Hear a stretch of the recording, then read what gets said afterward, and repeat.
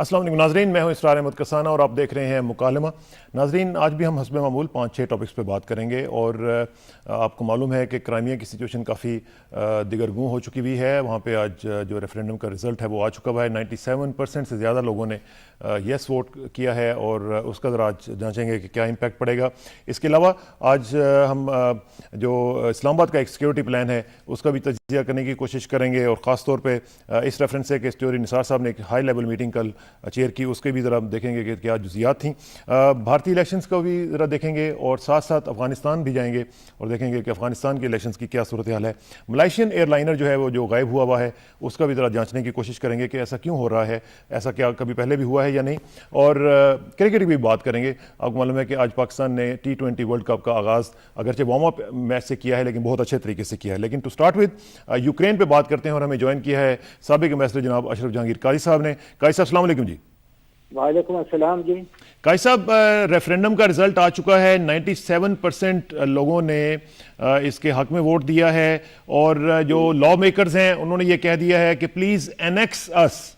तो जब इस तरह की पब्लिक पीछे से सपोर्ट मिल रही हो तो फिर यूएन और अमेरिका क्या करेंगे इस हवाले से? अव्वल तो मैं ये अर्ज करना चाहूंगा कि नोबेल प्राइज कमेटी ने बहुत ही कबल अज वक्त ये प्राइज प्रेसिडेंट ओबामा को दिया, क्योंकि जिस वक्त उन्होंने ये प्राइज उनको दिया तो इसका मेन जो रीजन था उन्होंने दिया था कि ही रीसेट रिलेशंस विद रशिया, यानी कि रशिया के साथ इसने वो ताल्लुकात में बहुत ही नुमाया बेहतरी लाया है, क्योंकि स्ट्रेटेजिक टॉक्स हो रही थी और ये वो फलाना। अब ये जाहिर है कि आजकल की जो रिलेशनशिप है बिटवीन मॉस्को और वाशिंगटन, कि ये जो प्राइज है one of the worst prizes ever made by Nobel prize committee. एक ये बात है। दूसरी बात यह है कि रेफरेंडम जो उन्होंने किया है वो बजाते खुद तो है डेमोक्रेटिक, वो इसके ऊपर कोई शक नहीं है कि अवाम जो है क्रीमिया की, जो कि रशियंस हैं, उन्होंने ये जाहिर किया कि वो इल्हाक चाहते हैं रूस से। लेकिन ये डी फैक्टो सिचुएशन और रियल सिचुएशन तो अंडर मिलिट्री ऑक्यूपेशन, तो कोई भी इलेक्शन अंडर मिलिट्री ऑक्यूपेशन हो तो वो किसी हद तक दागदार होता है। हालांकि इस रेफरेंडम तो सही हुआ, लोगों की चाहत जो थी उसकी अक्कासी हुई है, लेकिन जिस माहौल में ये हुआ है वो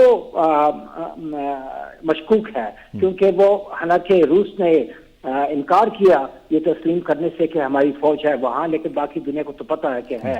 अब हमें ये देखना होगा कि ये इल्हाक जो है रूस के साथ ये दम से होती है या वो रूस खुद सोचने लग जाएगा कि भाई हम जल्दबाजी नहीं करना चाहते हैं, क्योंकि आज के दिन यूरोप ने भी फैसला लिया है सैंक्शंस लगाने के और ओबामा उसने भी फैसला किया है, और ये वो सैंक्शंस का अव्वलीन फेज होगा। उन्होंने कहा है कि अगर ये इल्हाक हो जाता है तो ये सैंक्शंस जो हैं अब इनको मजीद वो स्ट्रेंथन करेंगे।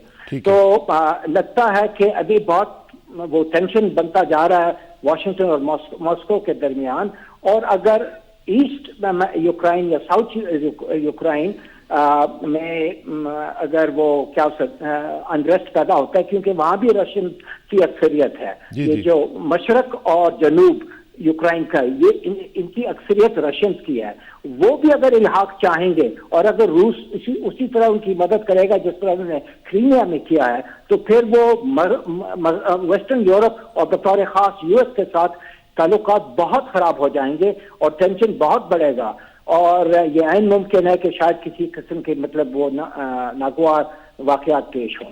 तो काजी साहब, जिस तरह हम देख रहे हैं, अगर इस सिचुएशन को देखा जाए तो जिस तरह क्राइमिया एक ज़माने में रूस का ही हिस्सा था और उन्होंने 54 में फिर इनको गिफ्ट किया, तो क्या हम एक यूनियन या अंशलस दूसरे टर्म्स में वो देख रहे हैं क्राइमिया का रूस के साथ, which is a fait accompli now? ये तकरीबन फेट अकम्प्ली है, क्योंकि उन्होंने तो इस्तिफ्ता के जरिए, रेफरेंडम के जरिए अपने ख्वाहिशात का इजहार किया है, और इसी तरह पब्लिक ओपिनियन रशिया में भी वो भी चाहते हैं कि आ जाए। तो पुतिन ने अगर ये चीज को यहाँ तक लाया है तो वो कैसे रुक जाएगा?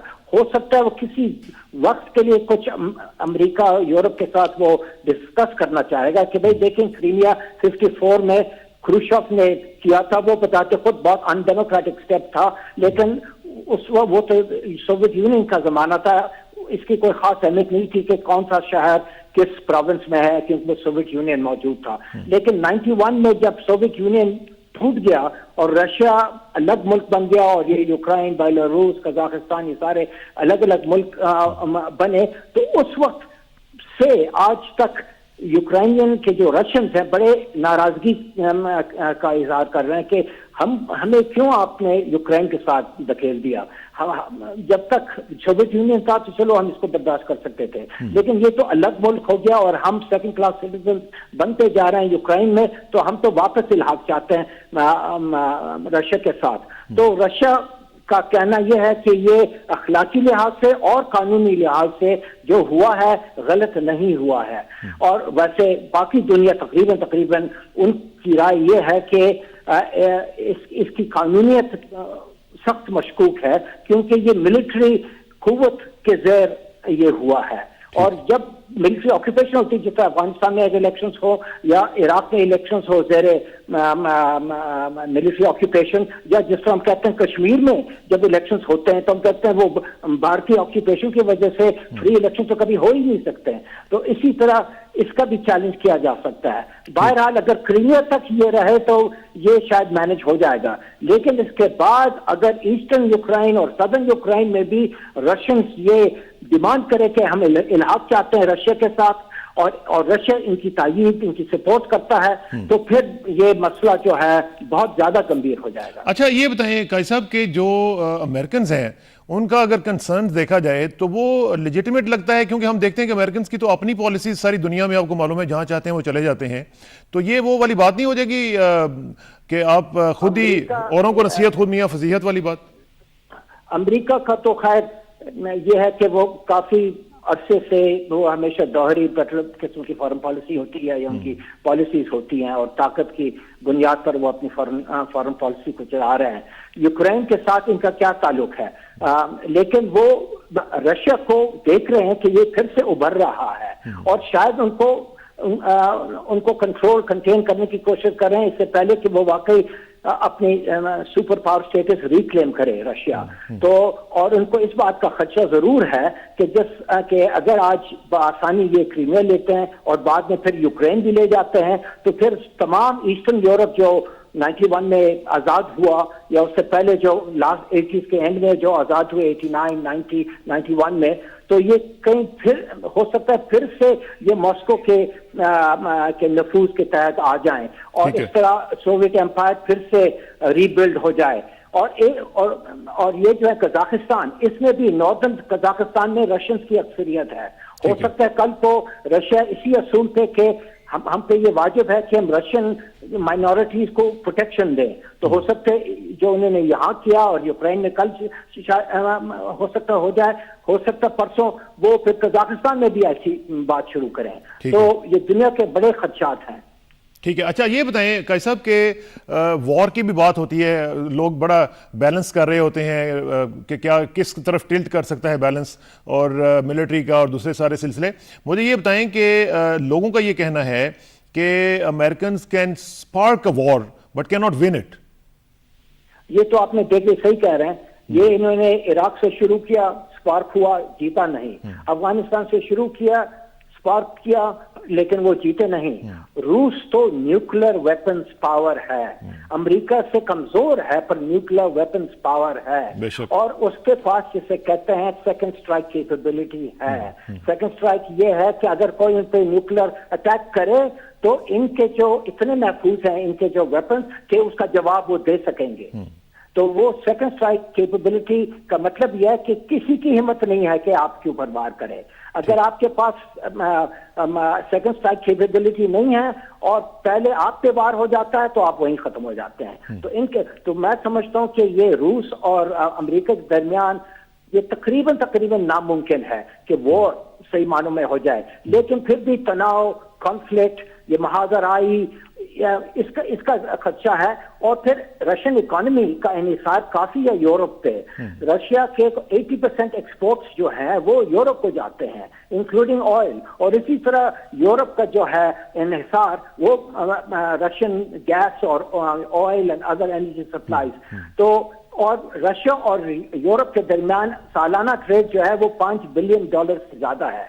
तो ये अगर ये सैंक्शंस का सिलसिला बहुत वो इंटेंसिटी इख्तियार करता है तो उसमें लंदन फाइनेंशियल मार्केट को भी नुकसान होगा, यूरोपियन इकोनॉमीज को भी नुकसान होगा, अमेरिकन को निस्बतन कम होगा, लेकिन फिर वो तफरीक हो सकता है बिटवीन यूरोप एंड अमेरिका। भाई साहब बहुत शुक्रिया, आपसे इंशाल्लाह रब्ता रहेगा और बड़ा ज़बरदस्त आपने एनालिसिस किया और इंशाल्लाह आइंदा भी आपसे रब्ता रहेगा।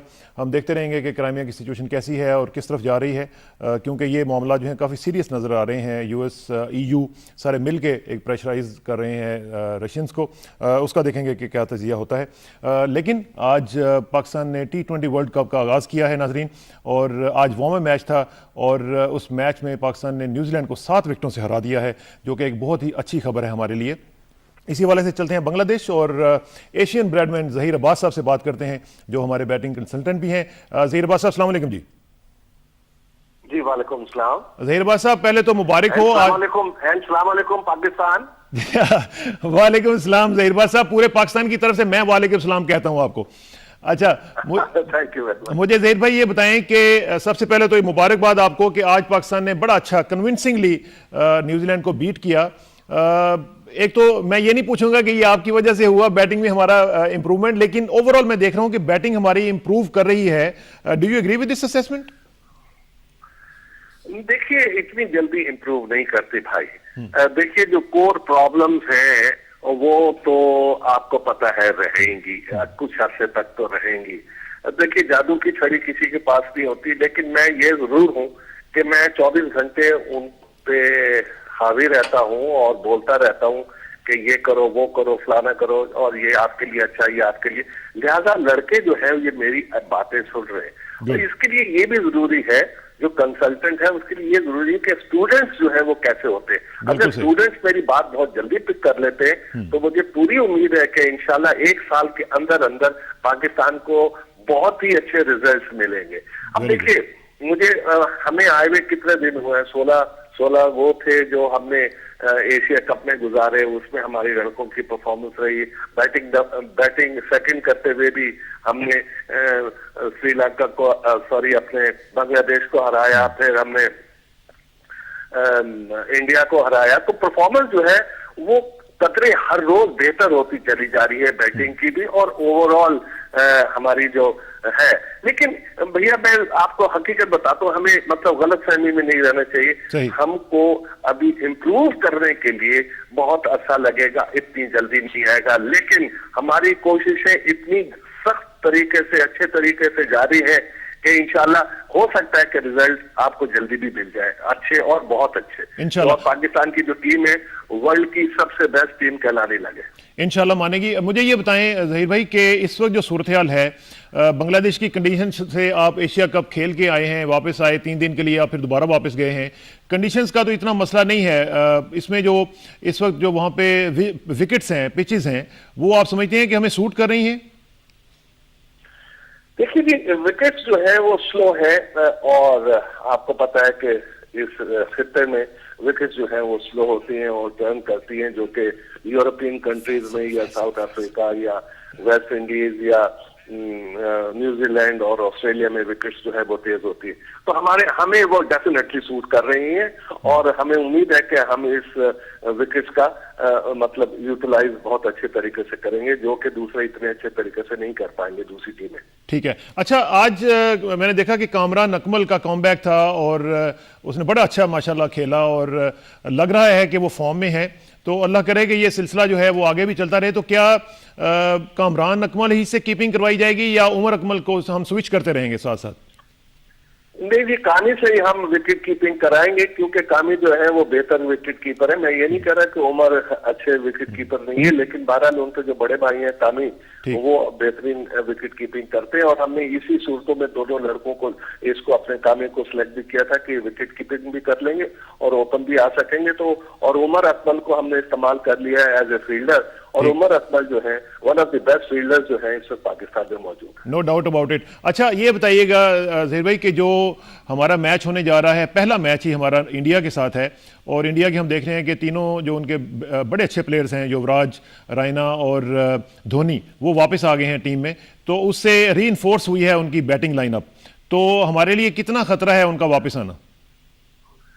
देखिए जी, हमें किसी बैट्समैन का तो इतना बड़ा खतरा नहीं है, लेकिन ये है कि एक अच्छे कप्तान का फैसल, आज आपने मैच देखा और पहला वार्म अप मैच था, उसमें हमने माशाल्लाह कन्विंसिंगली न्यूजीलैंड को बीट किया है, तो क्या कहेंगे इस हवाले से आप?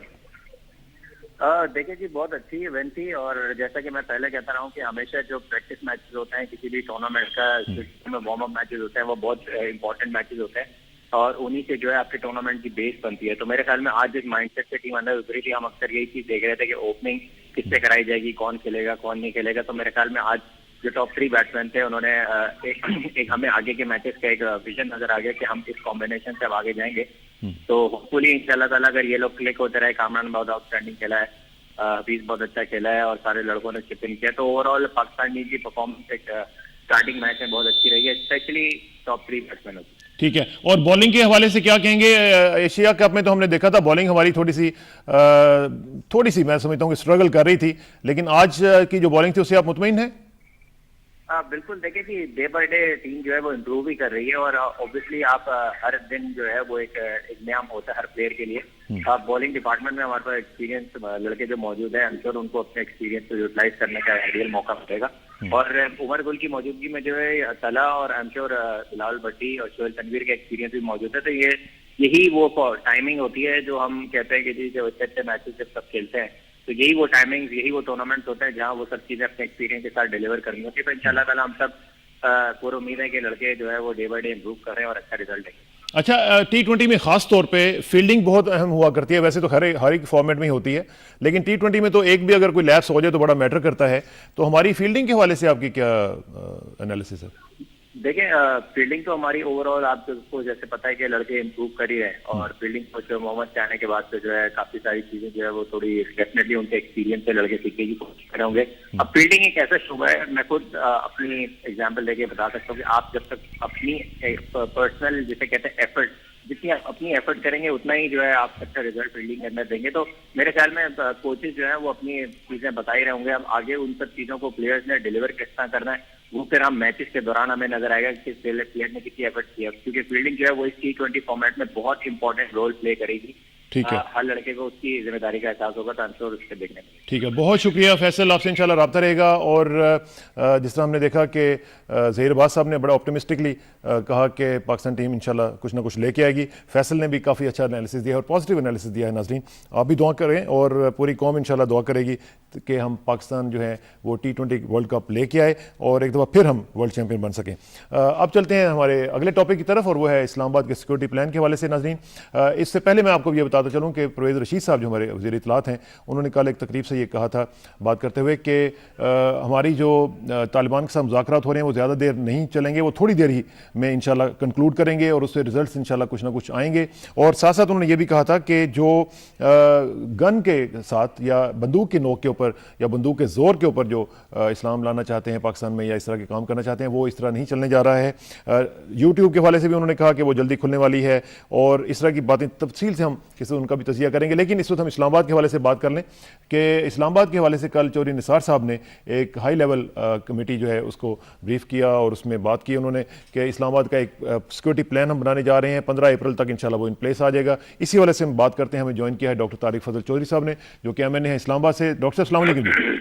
जी वालेकुम सलाम। हमारी ये है कि सिर्फ लॉ एंड ऑर्डर नहीं, बल्कि दीगर भी जो इक़दामात हैं, वो महकमा मालियात है, वो महकमा सेहत है, वो तालीम है, वो हमारे दीगर जो इक़दामात हैं, जो ट्रैफिक पुलिस है, जो वज़ीर दाखिला साहब खुसूसी दिलचस्पी ले रहे हैं इन तमाम मामलात में, वो बेहतर से बेहतर यहाँ पे की जाए और एक ऐसा मॉडल बनाया जाए कि पाकिस्तान का हर शहर इस्लामाबाद को देख के ये कहे कि ये एक मिसाली शहर है।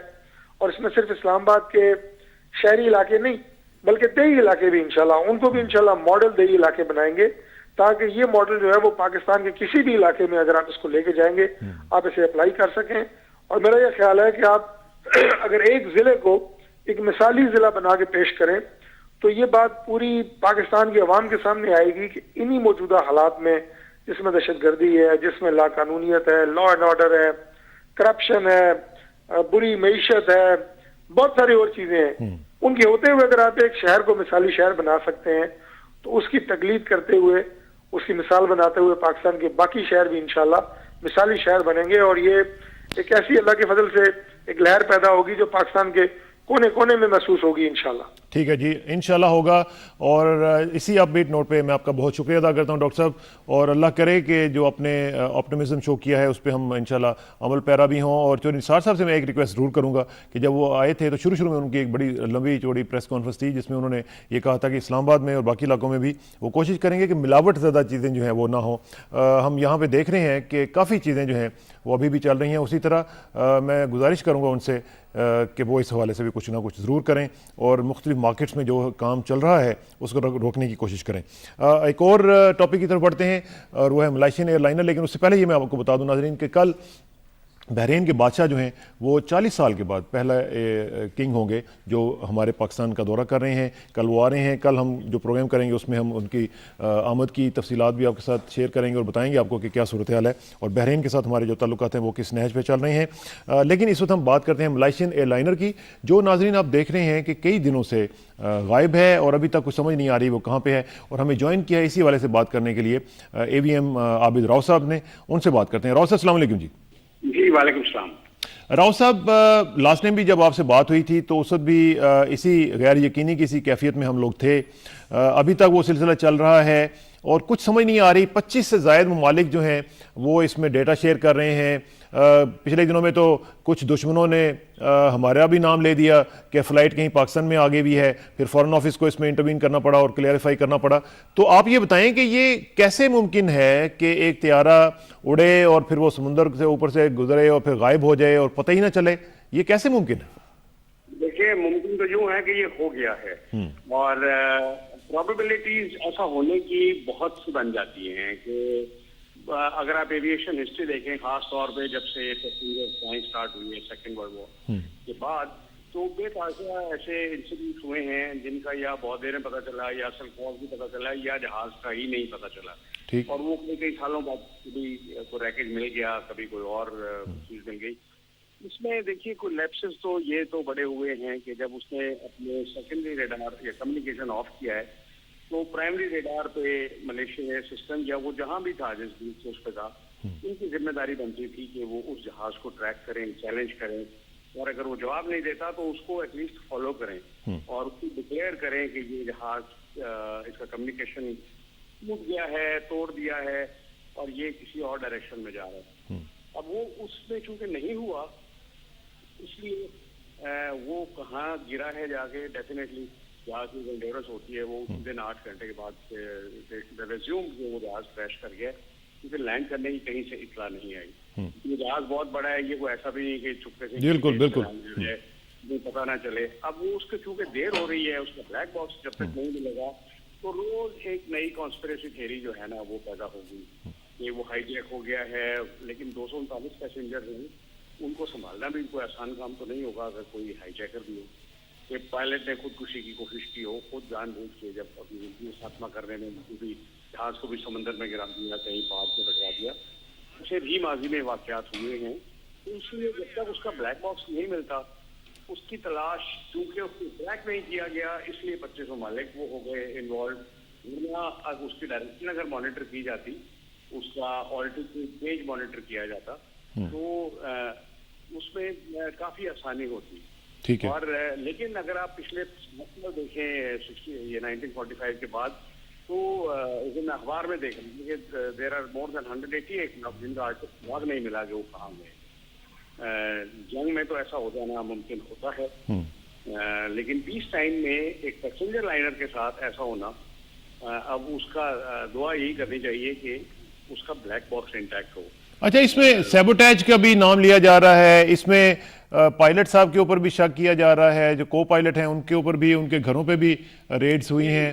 पिछले 3 दिन से वो हो रहा है। देखिए, सैबोटेज तो करेगा पायलट के अलावा कोई, तो वो तो पायलट के पास 10 तरीके हैं अनाउंस करने के। उसे कुछ बोलना नहीं पड़ता, उसको बटन दबाना पड़ता है तो इमरजेंसी सिग्नल चला जाता है, स्पेसिफिक टू हाईजैकिंग, या कोई ऐसे मिसक्रिएंट्स अगर जहाज पे हों जो अपनी डिमांड के तहत वो जहाज की डायरेक्शन चेंज करना चाह रहे हैं, डेस्टिनेशन चेंज करना चाह रहे हैं, तो वो तो सारी दुनिया अलर्ट हो जाती है। बिकॉज वो सिग्नल जो इमरजेंसी का होता है वो तो ये जहाज जो शिप्स पे रडार्स लगी होती है वो भी पिक करती हैं, ठीक, और वो उसको फिर ट्रैक करती है। और वो चूंकि समंदर हमारा it is infested with navies of the world, वहाँ पे कोई ना कोई उसको पिक करता है। लेकिन अगर उसने खुद ऑफ किया है सारा कम्युनिकेशन, मैं नहीं समझता कोई ऐसा सिस्टम फेलियर हुआ होगा जिसमें उसकी रेडार, सेकेंडरी रेडार फेल हो गई, UHF, VHF, HF कम्युनिकेशन सारा फेल हो गया। इन जहाजों में इतना कम्युनिकेशन इक्विपमेंट है कि देयर इज नो वे कि जनाब वो सारा फेल हो जाए। किसी ना किसी सिग्नल पे, चाहे हाई फ्रीक्वेंसी का हो, वेरी हाई का हो, अल्ट्रा हाई फ्रीक्वेंसी का हो, ये कम्युनिकेशन होता है। तो ब्लैक बॉक्स में ये सारी कम्युनिकेशन, बातचीत, क्रू की, जहाज के फ्लाइट स्टेटस की, ये सारी रिकॉर्डेड होती हैं। वॉइस रिकॉर्डर पूरी कहानी कह देता है। और तो राव साहब, अभी जो सूरत हाल है इसमें, अब जाहिर है इतना बड़ा समुंदर, उसमें एक जहाज को इस तरह फाइंड आउट करना, ये तो उसी तरह नहीं है कि फाइंडिंग अ नीडल इन अ हेस्टैक, उसमें तो बड़ा मुश्किल हो जाएगा। फिर से आपकी आवाज कट गई थी। मैंने कहा कि ये तो एक जिस तरह एक नीडल को आप हेस्टैक में से निकालने की कोशिश कर रहे होते हैं समुंदर में से, इतने बड़े समुंदर में से, फिर अभी जिसका कोई सिग्नल भी नहीं आ रहा है, उसको फाइंड आउट कैसे किया जाएगा? जहाज जब समुंदर पे भी या तो अनकंट्रोल्ड फ्लाइट में क्रैश करता है, उसमें तो समंदर का सरफेस एक हार्ड रॉक की तरह बिहेव करता है और जहाज को शैटर कर देगा। अब उसमें अगर 239 पैसेंजर्स का सामान है, वो ऊपर तैरने को आ जाएगा। वो कितनी भी टूट फूट होगी, बहुत सारी चीजें नहीं टूटती, वो फ्लोट करती हैं। लेकिन अगर उसने प्लान्ड फर्स्ट एक लैंडिंग की है, स्मूथ आइडियली स्पीकिंग, खुद उसने डिच किया जहाज को विद इंजन रनिंग, सब कुछ पॉसिबल है, बिकॉज इंजन फेल होना तो इमरजेंसी है जो वो ट्रांसमिट करेगा। लेकिन अगर उसने खुद किया है पायलट ने, तो उसने फिर उसने जहाज सिंक कर जाएगा, और सिंक करके कई जगह ये इंडियन ओशन 16,000 फुट गहरा है। अब वहां तक ये कितनी सैटेलाइट इमेजरी उसको किस तरह पिक करेगी, क्या करेगी, तो उसमें हो सकता है वो बॉडीज भी अंदर ही हो जहाज के, एंड कोई चीज बाहर नहीं आई, जहाज को डैमेज नहीं हुआ। अब ये एनिमेशन पे जितना दिखा रहे हैं उसके व्हील्स डाउन है और वो समंदर में लैंड कर रहा है या इस पे जा रहा है। ठीक है, चलें, अल्लाह करे कि कुछ मामला ठीक हो जाएं। आबिद राव साहब, आपका बहुत शुक्रिया। इंशाल्लाह आपसे रब्ता रहेगा और हम देखेंगे कि ये किस तरफ ऊँट बैठता है, क्योंकि अभी तक कुछ समझ नहीं आ रही है। पूरी दुनिया के लोग जो हैं, चाइना भी लगा हुआ है, अमेरिका भी लगा हुआ है, मलेशियन प्रेसिडेंट और प्राइम मिनिस्टर जो हैं वो भी इस हवाले से काफ़ी कंसर्न नज़र आते हैं। हम इसकी अपडेट्स इंशाल्लाह आपके साथ शेयर करते रहेंगे। और अब चलते हैं अफ़गानिस्तान और बात करते हैं अफ़गानिस्तान के इलेक्शंस की, जो कि 5 अप्रैल को होने जा रहे हैं। और हमें ज्वाइन किया है DG काबुल न्यूज़ जनाब गुलाम जिलानी अज़वक़ साहब ने। उनसे बात करते हैं। गुलाम जिलानी साहब, अस्सलाम वालेकुम जी। वालेकुम सलाम जनाब। गुलाम जिलानी साहब, क्या सूरत हाल है? हफ्ते वाले दिन कारज़ई साहब ने जो पार्लियामेंट से खिताब किया, उसमें उन्होंने ये कहा कि ये जो जंग थी ये अमेरिका ने हम पे मुसल्लत की, और अब अमेरिका को यहाँ से चले जाना चाहिए और अपने फौजी यहाँ से लेके चले जाना चाहिए अपने घर। अब ये बताएं कि इस सूरत हाल में इलेक्शन कैंपेन कैसी जा रही है, और ख़ास तौर पर यह भी बताएं कि एक और कैंडिडेट जो आपके वर्दक साहब हैं वो भी उसमें से पुल आउट कर गए हैं, इसकी क्या वजह है? वर्दक साहब ने शायद ये समझ लिया कि वो नहीं जीत सकते। उनको पता चल गया, शुरू से ये मालूम था कि असली जो वोट बैंक रखते हैं वो कैंडिडेट सिर्फ 3 या 4 है। वो सयाफ है, उसका सयाफ है जो एक जहादी राहबर है, वो दूसरा ज़ुल्म रसूल है और अशरफ गनी है। तो वर्दक साहब शायद उसने सही दर्ज कर लिया और इसलिए बगैर किसी की हिमायत के वो छोड़ गया ये खबर। ठीक है, तो उनकी जाने से कोई फर्क नहीं पड़ेगा। उनके पास कोई वोट बैंक नहीं था, तो उनके रहने से और जाने से इंतखाबात पर ज्यादा असर नहीं पड़ेगा। जहाँ तक हामिद करज़ई की बात का ताल्लुक है, जो अफगानिस्तान के सदर के जो पार्लियामेंट के उसने की, अमरीकी अफवाज और नाटो 2014 के आखिर तक अफगानिस्तान में रहेंगे। उसके बाद अगर उनका जुज़वी इनखला होता है या कुली इनखला होता है, वो 2014 के बाद होगा। इसलिए इसका भी इंतखाबात पर असर नहीं पड़ेगा। इंतखाबात इसी माहौल में रहेंगे और उसके अफगान फौज और जो इंटरनेशनल फोर्सेस है उसके वज़ियत में कोई तगीर, अब सिर्फ 15 दिन रह गए हैं, तो इस 15 दिन में कोई खास तगीर और कोई खास फर्क नहीं पड़ेगा, अमनीती लिहाज से भी और दूसरे सियासी वज़ियत के लिहाज से भी।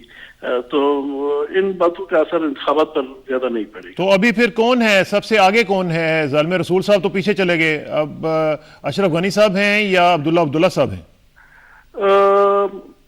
अपना का वोट बैंक जो है वो साबित वोट बैंक है, उसमें ज्यादा तगीर वाकई नहीं हुआ है। तो अब नजर इस तरह आ रहा है कि अशरफ गनी सबसे ज्यादा आगे जा रहा है। अच्छा, ये फासला बहुत ज्यादा नहीं है, लेकिन जिन पार्टियों ने अशरफ गनी से हिमायत का ऐलान किया है, उनके अपने वोट बैंक हैं। उनके दोस्तम ने हिमायत का ऐलान किया, उनका बिल्कुल मालूम वोट बैंक है, उनके हिमायती हैं और उनके ताबे हिमायती है, उनके डिसिप्लिन हिमायती है, जो दोस्तम के बाद पर वो वोट दे देते हैं। मंसूर नाजरी इस तरह है, हमचरान मुजद्दी एक मोतबर शख्सियत है अफगानिस्तान की, पीर साहब नसीर अहमद गिलानी, तो ऐसे लोग हैं जिनके अपने वोट बैंक है। इसके साथ Afghan social democratic party, Afghan मिलत और कुछ दूसरी पार्टियों ने भी हिमायत की है। तो नजर अवामी हिमायत के लिहाज से अशरफ गनी अब कुछ आगे जा रहा है। और नौजवान भी सुना है उनके साथ ज्यादा लोग हैं, नौजवान लोग ज्यादा अशरफ गनी साहब के साथ हैं? सबसे ज्यादा अशरफ गनी के साथ जो है वो नौजवान लोग हैं, तालीम याफ्ता लोग हैं। और इस 10 साल में जो एक फर्क आया है, एक नया तबका ज़ुहूर पजीर हुआ है नौजवानों का, जो उन लोगों से मुतफावित सोचते हैं जो जंग की हालत में जो एक दूसरे के खिलाफ लड़ते थे। उससे पहले जो लोग थे मुख्तलिफ पार्टियों की मुख्तलिफ तंजीमें थी और वो एक दूसरे